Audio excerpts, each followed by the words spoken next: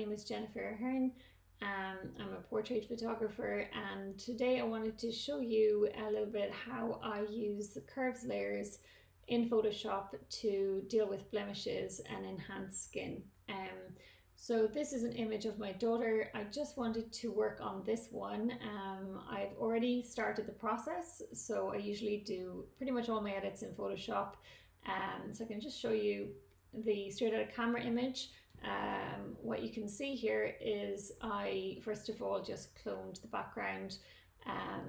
Then I used the liquefied tool on her dress just to bring it in a little bit because it was too big for her. And I used a saturation layer just on the dress to bring down the opacity, or to bring down the color more in line with the edge of the parasol. And then I started working on the skin by using the patch tool. So the first thing I did with skin was, and this is the first thing I'll always do with skin, but I'm not going to do it in today's tutorial, but I might do a different tutorial on it if anyone is interested, to show you how I use, sorry, I'm just going to go over here, to show you how I use the patch tool. So just with the patch tool, we got rid of the blemishes. That in itself made a huge difference. I think that took me about 2 minutes.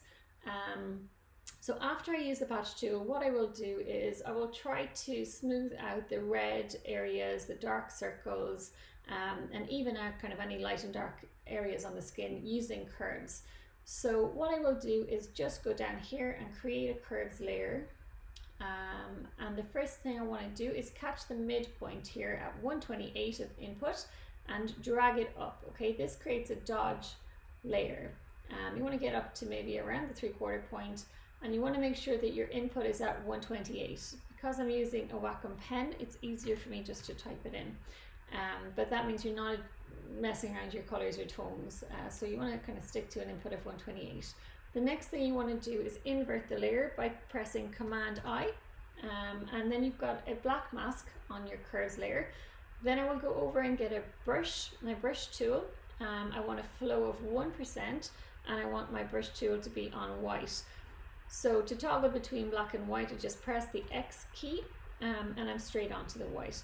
So the next thing I want to do is just increase my brush size slightly and zoom in a little bit. And what I'm going to do is start working a little bit on the dark areas. So we'll always use flow instead of opacity, because I feel like you've got just that little bit more control. Because if you go over the flow a bit more, you get a stronger effect. So I'm just literally going over any little patches. You can be really specific with this. I'll usually spend much longer doing this, but it doesn't look like we're making much of a change, but it will.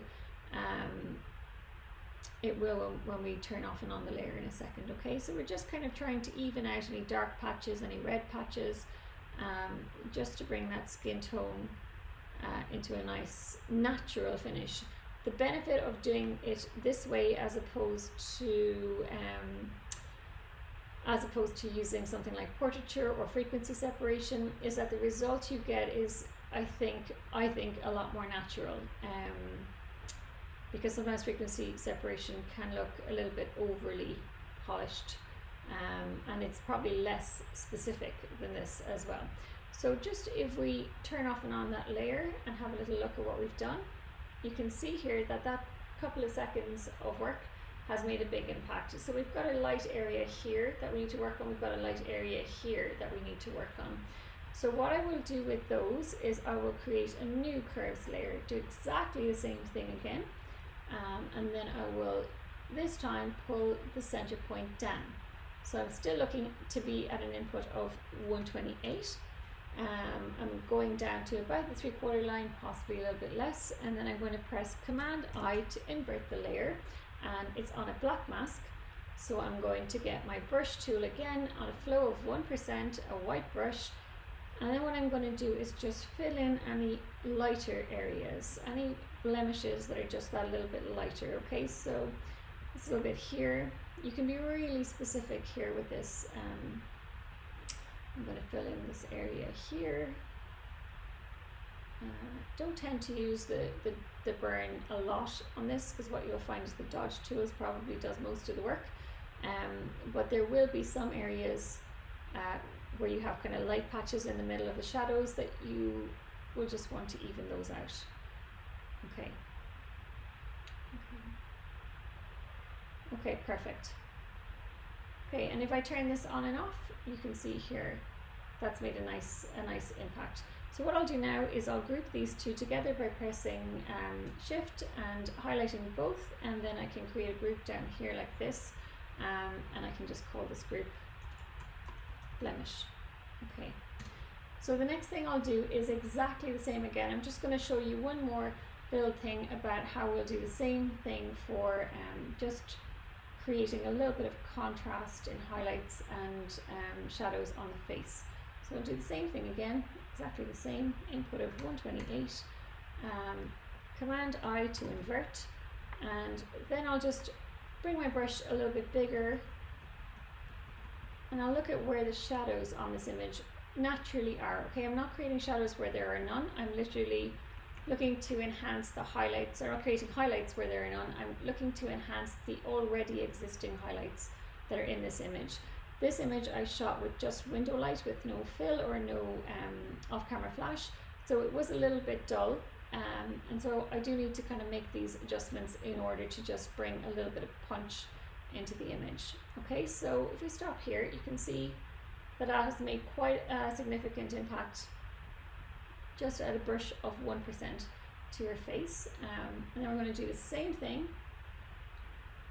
We're going to burn rather. I was confused between dodge and burn.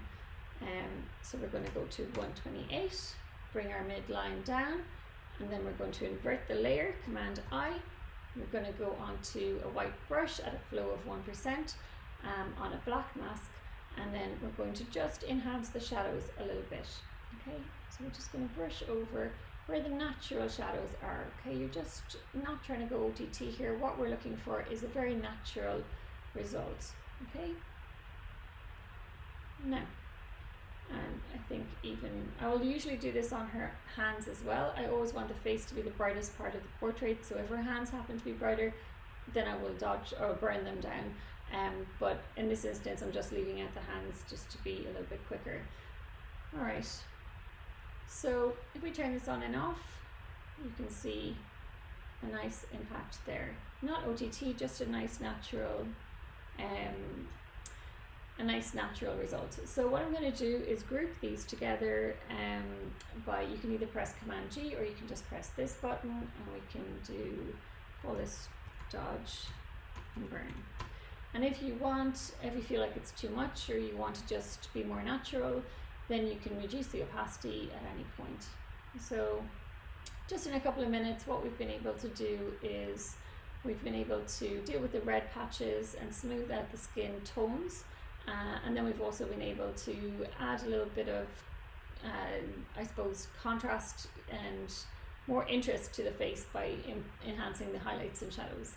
Now you can do exactly the same process for the eyes, where you're creating a layer. Sometimes I'll do it with one layer, but actually by doing it on separate layers, you've got a lot more control if you want to reduce the impact or increase the impact afterwards.